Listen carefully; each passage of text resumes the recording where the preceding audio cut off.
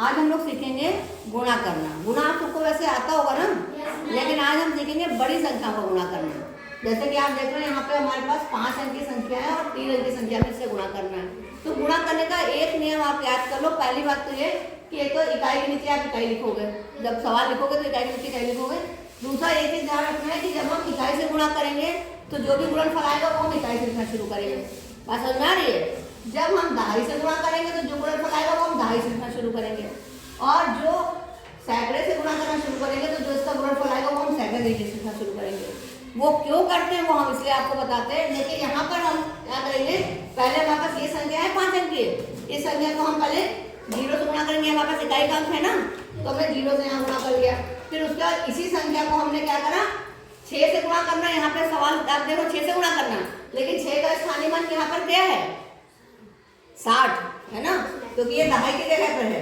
तो हमको क्या करना होता है, सही में हमको क्या करना है, इस अंक को हमें 60 से गुणा करना होता है, क्योंकि दहाई का अंक यहाँ पे दहाई का अंक में 6 लिखा है, तो इसका मतलब है हमको 60 से गुणा करना है। इसी तरह से इसी अंक को, ये जो संख्या है, इसको हमें क्या करना है, जब सैकड़े का अंक है यहाँ 3 लिखा आपको दिख रहा है, लेकिन इसको हम सही में किससे गुणा करते हैं, 300 से करते हैं। तो यहाँ पर हमने 300 लिखा है, तो हम क्या करेंगे, पहले हम इसको अलग अलग गुणा करके आपको दिखाते हैं, है ना।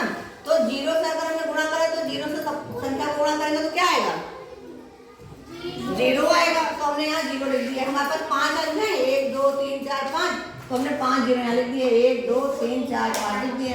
अब हमें क्या करना है, इस अंक को हमें 60 से गुणा करना है। तो हमें सबको मालूम है कि अगर हम किसी भी अंक को 0 से गुणा करेंगे तो 0 आएगा ही, तो हम क्या करते हैं, 0 यहाँ पहले बढ़ा देते हैं, ठीक है। उसके बाद हम उसको गुणा करेंगे, तो गुणा करके जो गुणनफल आया वो हमने यहाँ पर लिख दिया। और ये ध्यान रखना कि हमेशा हमने इकाई के नीचे इकाई लिखना है। अगर आपने लिखने में गलत किया तो आपका आंसर गलत हो जाएगा। इसी तरह से हमने इस अंक को फिर 300 से गुणा करा है। जब हम 300 से गुणा करेंगे तो आप देख रहे हो यहाँ पे 2 0 हैं, तो हम गुणा करने से पहले 2 0 यहाँ लगा देंगे इकाई वाले में। ये हम इसलिए बता रहे हैं, यही काम अभी इधर करेंगे, जब हम कलन विधि में करेंगे तो हम यही चीज करेंगे। तो आप पूछो कहाँ से आए 0, इसलिए मैंने ये काम किया है। अब उसके बाद इसको हमने 3 से गुणा करके ये गुणनफल यहाँ पे लिख दिया है, फिर इन तीनों को हमने जोड़ लिया है, ठीक है। और उसके बाद हमने यहाँ पर इन तीनों को जोड़ करके ये हमारा उत्तर आ गया है।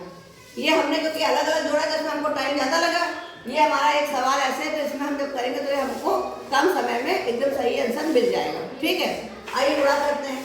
जब हम 0 से गुणा करेंगे तो क्या आएगा बताइए, 0 पंचे 0 छक्का 0 0 0 0 0 सत्ते 0 0 पंचे 0। ये सबको क्लियर हो गया ना? अब हमें करना क्या है, अब हमें 6 से गुणा करना है ना। लेकिन 6 का अंक कहाँ पर है, दहाई के अंक पे है, यानी कि इसको हमें गुणा करना है 60 से। तो 60 से हमको गुणा करना है, तो हम क्या करेंगे, 0 हम पहले यहाँ लगा देंगे, तो ये हमारा हो जाएगा 0 लग गया पहले से, ठीक है। अब हम गुणा करेंगे 6 का पारा 5 में पढ़ो कितना आएगा, हाँ 6 पंचे 30 30 का यहाँ क्या लिखेंगे 0, यहाँ से 3 6 का पारा 6 बार 36 में 3 जोड़ो क्या आएगा 9 हासिल कितना 3। फिर 6 का पारा 0 बार 0 हासिल 3 कितना आया 3 यहाँ लिख देंगे। फिर 6 का पारा 7 बार 6 सत्ते 42 का क्या लिखेंगे 2 और हासिल 4। हासिल हमेशा जिसको गुणा करेंगे उसके आगे वाले में लगेगा। फिर 6 का पारा 5 में पढ़ेंगे और 4 34, तो हम यहाँ लिख देंगे 34, ठीक है।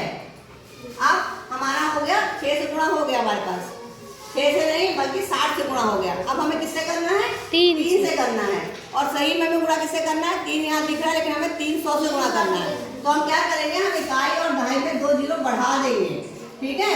तो जब हम इसे गुणा करेंगे तो हमारा उत्तर यहाँ पर आएगा। बात समझ में आ गई। अब 3 का पारा 5 में पढ़े, ये हटा दे पहले हम, हाँ 3 का पारा 5 में कितना आएगा 15 का 5 हासिल 1 3 का पारा 6 बार 18 में हासिल 1 जोड़ो 19 का 9 हासिल 1। फिर 3 का पारा 0 बार 1 और 1। फिर 3 का पारा 7 बार 21 का 1 हासिल 2। 3 का पारा 5 बार 15 और 2 17, तो 17 यहाँ पर आ जाएगा, ठीक है। आप देखो यहाँ पर हमारे पास जगह नहीं, तो हमने यहाँ खाना बढ़ा लिया है, लेकिन जो है एक खाने में 2 गिनती नहीं लिखी, सबके खाने अलग ही अलग हैं, देख रहे हो ना। तो इसको अब हम क्या करेंगे, इसको जोड़ देंगे। जोड़िए, यहाँ क्या आ जाएगा 5 5 क्यों आएगा, खाली इसको जोड़ना है, खाली ये जोड़ना है, गुणनफल जोड़ना है, इतना हिस्सा ये 0 आएगा। फिर 6 फिर 4, 9 5 14 का 4 हासिल आएगा 1, 9 1 10 3 13 का 3 हासिल आएगा 1, तो 2 और 2 4, 4 और 1 5, और 7 3 10 का 0 हासिल आएगा 1 2। तो आप देख रहे हो ये उत्तर एक ही है कि अलग अलग है। देखिए इकाई में यहाँ 0 है, यहाँ भी 0 है, फिर यहाँ पे दहाई में 0 है, दहाई में 0 है, सैकड़े में 4 है, सैकड़े में 4 है, यहाँ 3 है, यहाँ 3 है, यहाँ 4 है, यहाँ 4 है, यहाँ 5 है, यहाँ 5 है, यहाँ 0, यहाँ 0, यहाँ 2 और यहाँ 2। दोनों के गुणनफल एक ही आए, लेकिन आपको ये करना तरीका आसान लगेगा कि ये वाला तरीका आसान लगेगा। ऊपर वाला आसान है कि नीचे वाला? ऊपर वाला आसान है। नीचे वाला का आपको समझाने के लिए करा था कि जब भी हम ये गुणा करते हैं तो हम इसको 360 से गुणा कर रहे हैं, लेकिन जब हम गुणा करते हैं तो हमारा गुणनफल लिखते हैं जो हम, तो हम इकाई दहाई का ध्यान रख के लिखते हैं। ठीक है, इससे गुणा करते तो इकाई से करते हैं, इससे गुणा करते तो हम दहाई से यानी कि 60 से गुणा करते हैं, और इससे गुणा करते तो हम सैकड़ा से यानी कि 100 से गुणा करते हैं, जितना भी अंक वहाँ होता है उतना 100। ठीक है, तो ये आपको समझ में आ गया है। अब आपको गुणा करने में कोई दिक्कत तो नहीं आएगी। ये ध्यान रखना है, जब आप इकाई से गुणा करोगे तो इकाई से उत्तर लिखोगे, जब दहाई से गुणा करोगे तो दहाई से उत्तर लिखना शुरू करोगे, जब सैकड़े से गुणा करोगे तो सैकड़े से उत्तर लिखना शुरू करोगे। ये ऐसे तिरछा होता जाएगा, ये ध्यान रखना बहुत जरूरी है। अगर आपने इसका उत्तर यहाँ लिख दिया तो आपका सवाल गलत हो जाएगा, है ना।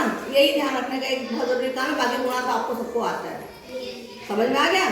Okay, thank you.